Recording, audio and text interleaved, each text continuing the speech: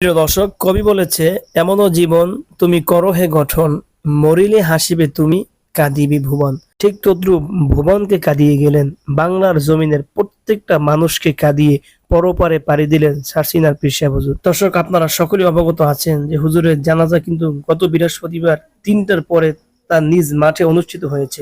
দর্শক, আপনি একটু স্ক্রিনে তাকিয়ে দেখেন যে এত এত মানুষ কোথা থেকে আসলো।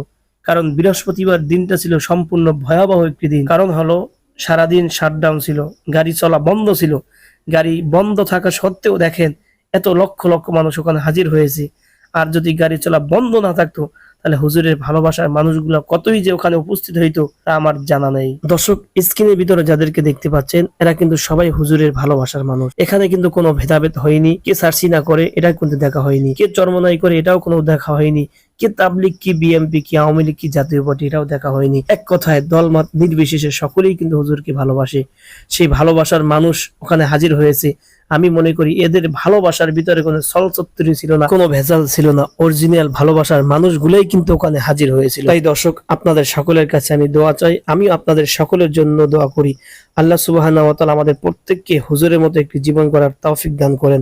কারণ আপনার আমার মৃত্যুর পরেও যেন দলমত নির্বিশেষে সকলে এসে আপনার আমার জন্য দোয়া করে যায়, শেষ বিদায়ে হাজির হয়। সোনার বাংলা আধার করে কোথায় গেলেন পীর? মোদের মুর্শিদ, মোদের হাদী,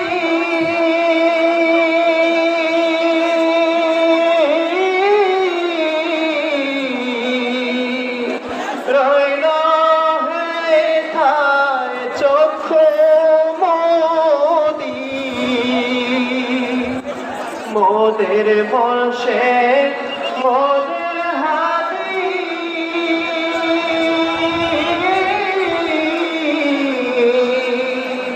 রইল হেথায় চক্ষু মোদি।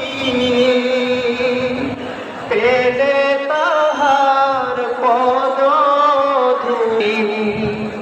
পেলে তাহার পদধূলি,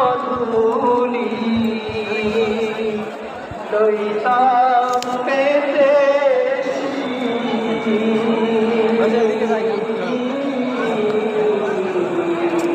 সোনার বাংলা আধার করে কোথায় গেলেন পীর? সোনার বাংলা আধার করে কোথায়